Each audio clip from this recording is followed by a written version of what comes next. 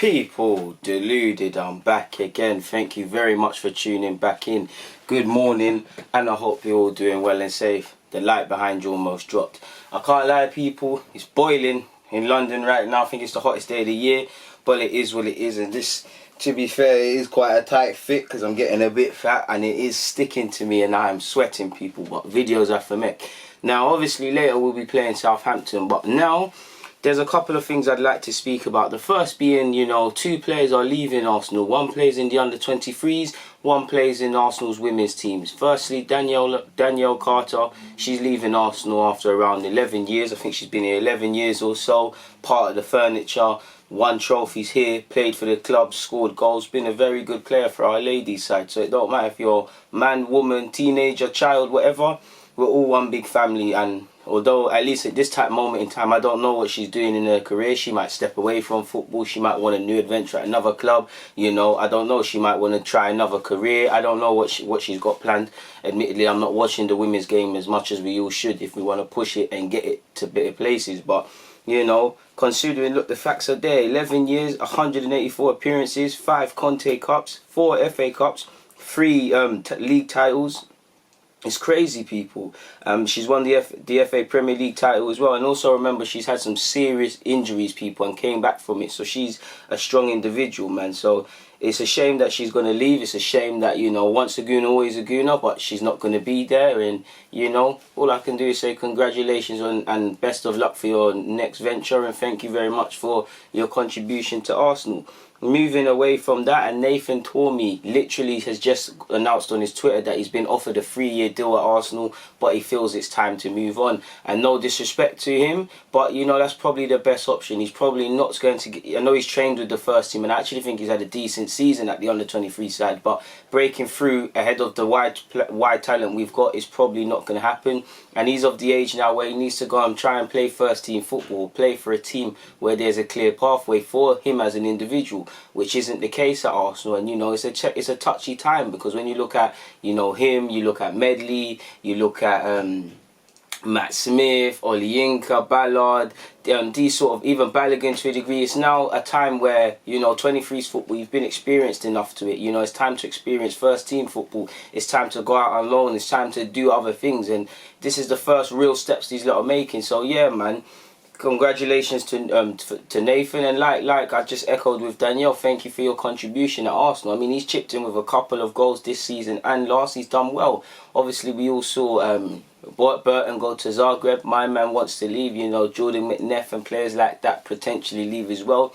Personally, I think our 23s needs to clear out. There's too much people in what I define as purgatory. It's like you don't know if you have a future here. You're kind of just existing, sort of thing. He said the club tried to tie him down for 3 years, which would have secured his future. He said, I appreciate the offer of a new 3-year contract, but I feel now is the time to move on. I'd like to thank all the people at the club who have helped me become the player I am today, and wish them all the best for the future. I'm looking forward to a new challenge, which, you know, congratulations, we wish him all the best, people, simple as. Moving away from that though, and what gives me kind of hope, people, until Saka signs on the dotted line, it's not confirmed, but Arteta kind of wouldn't use the language he's been using recently if he would, and he kind of alluded to that is, you know, Saka's advisors, his parents and whatnot, they know that Arteta has his best interest and he trusts in Saka, as do the club. Kind of said more or less that we're kind of close to an agreement, and it might happen, it will happen more or less. He said, I am very positive that everything is going to be done with Bukayo very shortly. The communications between the club, agent and family has been going on for months and is very fluid. And it should have been the case. I mean, Saka is no idiot. I mean, Saka, you know, there's probably other sporting projects. You look at Dortmund, he could cut his teeth there. There's projects here. But Saka is a humble lad. He's a humble boy. I've seen this guy grow in our academy. How he's playing in the first team, I see him as a schoolboy taken to the under-18s. I see him as still a schoolboy with the 23s. He's taken to every challenge in his stride. He's got that quiet confidence, that humbleness about him, and I really like that about him. He's not fazed by anything.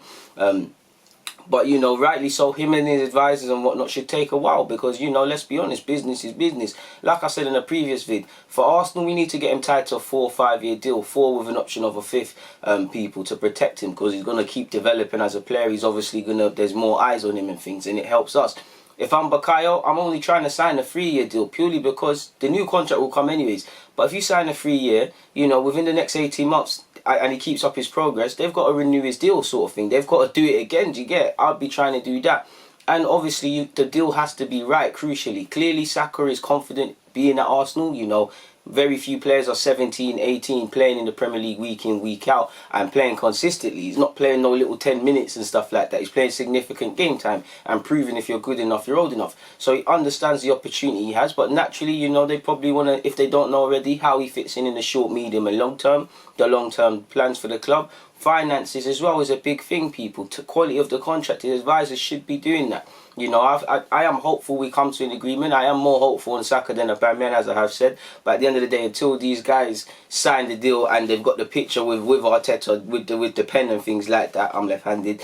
It's all nonsense, man. I love Bukayo. I want him to stay, man. I mean, you know, he's shown he'll play anyway. He's played 10 sort of midfield, left centre mid, 10 sort of role. He's played left wing, he's played left back, he's played right back, he's played right wing. You know, he's filled in a couple of roles for this club, people. And, you know, eventually he'll have to solidify one position, but if he can lock down one position and be utilised elsewhere, which I believe is left and right wing, at a push emergency left back, it is what it is. You never know, and you can imagine all of these experiences have given him different appreciations for the game. I've got a lot of time for Saka, and like I'm sure you do too, and I hope he stays, man. I really want him to stay and be a part of this future, people, really and truly. There isn't much more to say on that, people. So yeah, man. Moving away from that, and it's not relevant to Arsenal, but you know me, I love young players, people. Luca Romero, he's been on the bench of Mallorca for a couple of times. You know, from what I've seen by him, you know, he's small stature, but he's a good dribbler, good balance. He's left-footed. He's compared to Messi, and it is quite dangerous to obviously compare people to Messi. And I'm not suggesting he's like Messi, but I think there's a lot of coincidences. I think he's eligible to play for Spain, Mexico, and Argentina. I think Spain through citizenship. He's of Mexican and Argentinian heritage. Made his debut on Messi's birthday. He actually had a trial at Barcelona, I believe. I don't know why it didn't work out, but he went there. And they're kind of similar in terms of their appearance as well, slightly, or a young Messi. So you've got to be dangerous, careful of these dangerous comparisons. He's got a long way to go, but considering he's I'm pretty sure he must be La Liga's youngest debutant, if he isn't already, when he came on against Real Madrid for the last 7 minutes. He's 15 years of age, people. Now, obviously, with him making his debut, and if they didn't already, the bigger clubs are going to be alerted. But, you know, it probably makes sense to stay at Mallorca or go to another team of a similar stature. Like I said, he's got a small frame. He's very good at evading challenges. He's got good balance, good close control. He's got an eye for goal. I really like him from in the brief bits I've seen. And it was nice to see him make his debut. He's been on the bench a couple of times this season. And, you know, eventually you finally got to get your opportunity, sort of thing. So he's went and done that. So congratulations to him, people. Finally, people, if you look at Arsenal, in our last 9 visits to Southampton at St Mary's in the Premier League, we faced them with 8 different coaches, which is a shocker.